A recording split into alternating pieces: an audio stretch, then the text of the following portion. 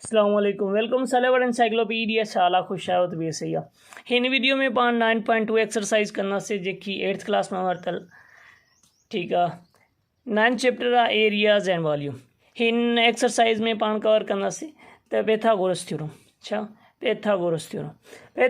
Theorem छाते लगदो Pythagoras theorem जेको है राइट एंगल ट्रायंगल ते लगदो ठीक है मतलब वो ट्रायंगल जैमें एक जो एंगल हुए हू राइट एंगल हुए तो उन ते पैथागोरस थ्योरम लगदो हिन जी मदद से पान छा मालूम कंदा हिन जी मदद से पान हेपाटन्यूज मतलब जो हेपाटन्यूज बेस या पान परपेंडिकुलर हिन टिनी मां को भी एक पान मालूम करे सघूं था एट अ टाइम ठीक है ब पान के गिवन होंदा पान रिमेनिंग जो टियों होंदो हू पान मालूम कंदासीं सफ़ा सवलो पैथागोरस थ्योरम तव्हांखे यादि हुअणु खपे हीअ आहे छा थ्योरम आहे छा थ्योरम जी जेकी स्टेटमेंट आहे या फार्मूले में हू पाण ईअं लिखंदा आहियूं हेपाटन्यूज़ स्क्वायर बराबर होंदो आहे perpendicular square plus base square ही ईअं सम्झनि जी जनरल स्टेटमेंट आहे छा जी पैथागोरस थ्योरम जी सवा सवलो ॾिसो जेकॾहिं इनमें पाण खे हेपाटन्यूज़ मालूम करणो हुजे पाण खे परपेंडिकुलर ऐं बेस ॿई मिलियल हुजनि त पाण इज़िली मालूम करे सघूं ऐं जेकॾहिं हिननि मां को भी पाण खे हिकु मालूम करणो आहे फ़र्ज़ु कयो पी मालूम करणो आहे त पाण ख़ाली हिनखे रीअरेंज कंदासीं पी ऐं बी हेॾे शिफ्ट थियो त ही हिते प्लस जो त हेॾे माइनस जो थी वेंदो एच स्क्वायर माइनस ही माइनस जी साइन माइनस बी स्क्वायर ईअं ऐं जेकॾहिं बी मालूम करणो हूंदो त पोइ बि ईअं ई हेपाटन्यूज़ स्क्वायर माइनस परपेंडिकुलर स्क्वायर ठीक है जॾहिं पाण ही छॾाईंदासीं मतलब खाली पाण खे स्क्वायर न खपे खाली मिले त पोइ पाण ईअं बी ऐं ही स्क्वायर जेको आहे हेॾे शिफ्ट थींदो त ही छा में थी वेंदो स्क्वायर रूट में थी वेंदो त ईअं थींदो हेपाटन्यूज़ स्क्वायर माइनस परपेंडिकुलर स्क्वायर ऐं हिन जो स्क्वायर रूट सभिनी में ईअं थींदो जॾहिं पाण खे एच खाली खपे त ही स्क्वायर हेॾे शिफ्ट थींदो त स्क्वायर रूट थी वेंदो ओके हाणे पाण इन ते प्रॉब्लम कयूं ही यादि रखिणो ही जेको ख़ासि तौर ते ही यादि रखिणो ऐं ही बि अची सघंदा मतिलबु हिननि मां तव्हां खां हू कुझु बि पुछी सघंदा ईअं बि अची सघे थो त परपेंडिकुलर स्क्वायर छाजे बराबरि आहे तव्हां ही ॿुधाईंदो जेकॾहिं हू चवनि त बेस स्क्वायर छाजे बराबरि आहे तव्हां ही ॿुधाईंदो मतिलबु हिननि मां को बि अची सघे थो ठीक है MCQ टाइप ऐं बाक़ी ईअं बि तव्हांखे ही जेका आहिनि ही कमु ॾींदा छा में जॾहिं पाण हाणे ही कैलकुलेशन कंदासीं ओके सभिनी खां पहिरियों जेको आहे हुनमें छा आहे हिन में आहे त पाण खे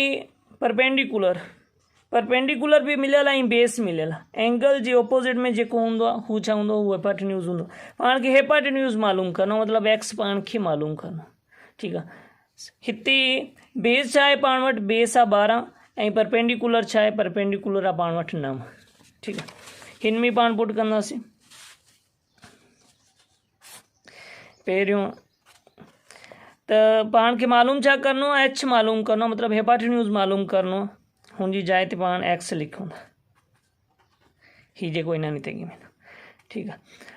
हाणे पाण डायरेक्ट ई कयूं था परपेंडिकुलर कहिड़ो आहे हिते परपेंडिकुलर ही आहे त 9 जो स्क्वायर ठीकु आहे ऐं बेस कहिड़ो आहे बेस आहे बाबा हिते 12 त 12 जो स्क्वायर ओके थियो ही सेम स्टेटमेंट आहे सेम फार्मूलो आहे ठीकु आहे सफ़ा सवलो आहे पाण हाणे इनके सिंप्लीफाई करे वठो 9 जो स्क्वायर छा हूंदो आहे 9 जो स्क्वायर 81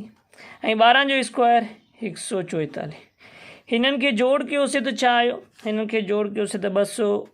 पाण वटि 225 आया 225 जो स्क्वायर रूट छा आहे 225 जो स्क्वायर रूट आहे 15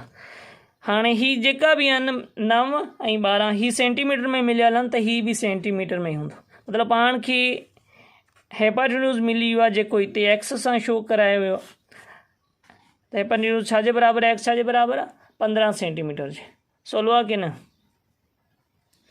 सफ़ा सवलो हाणे पाण ॿियो ॾिसूं था ॿिए में छा आहे ॿिए में पाण खां पुछे थो त बाबा पाण खे जेकॾहिं बेस मिलियल आहे 15 सेंटीमीटर आहे ऐं हेपाटन्यूज़ में मिलियल आहे जेको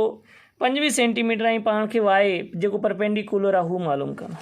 ठीकु आहे हाणे पाण छा कंदासीं हाणे पाण परपेंडिकुलर मालूम करणो परपेंडिकुलर मालूम करिणो आहे त पाण ही फार्मूलो आणंदासीं। साॻे में ई ड्राइव थियल आहे त ख़ाली पाण खे पी खपे जंहिंखे पाण वाए सां शो कयो त हिननि जो छा थी वेंदो, हिननि जो अंडर रूट थी वेंदो H square minus B square. ठीकु आहे,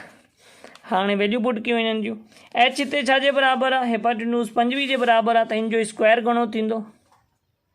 5 जे बराबरि आहे स्क्वायर अञा ॾियोसि। ऐं बाक़ी जेको बेस आहे उहो घणे जे बराबरि आहे, 15 जे, बेस 15 जे बराबरि। ओके, सिंप्लीफाई करे वठो। 5 जो जेकॾहिं स्क्वायर लऊं त उहो छाजे बराबरि हूंदो आहे, 625 जे, 625। ऐं 15 जो स्क्वायर तव्हांखे यादि हूंदो, हाणे बि ही कयो आहे 225, 225। ठीकु आहे, हाणे हिन मां माइनस कयूं त घणा बचंदा, बाक़ी 400, 625 मां 225 बाक़ी घणा बचा 400। ऐं 400 जो जेको स्क्वायर रूट आहे मतिलबु अंडर रूट हू छाजे बराबरि आहे, हू 20 जे। ठीकु आहे, हीअ बि सेंटीमीटर में, मतिलबु पाण खे वाए जी वैल्यू बि मिली वई जेको पी मतिलबु परपेंडिकुलर आहे। ॾुखियो, सफ़ा सवलो आहे नी। हाणे पाण कयूं था कहिड़ो चौथों, मतिलबु मां ईअं कोशिशि कई आहे त हिन में हिक में पाण खे परपेंडिकुलर मालूम कयो आहे, ॿिए में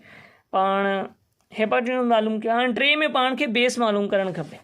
जीअं सॼे कवर थी वञे, को बि रहे न। हीअ हाणे पाण चौथों कंदासीं, हिन में चाहे पाण खे बेस मालूम करिणो, हिपाटिन्यूज़ घणो आहे 8 ऐं परपेंडिकुलर घणो आहे 6.4 आहे। ठीकु आहे, हाणे हिते पाण हिपाटिन्यूज़ जी बि वैल्यू पुट कई आहे ऐं परपेंडिकुलर जी वैल्यू पुट कई आहे, उन्हनि जा स्क्वायर कया आहिनि। ठीकु आहे, सिंप्लीफाई करे वठो। 8 जो स्क्वायर छा हूंदो आहे, 8 8 64 थींदो आहे। ठीकु आहे, माइनस जी साइन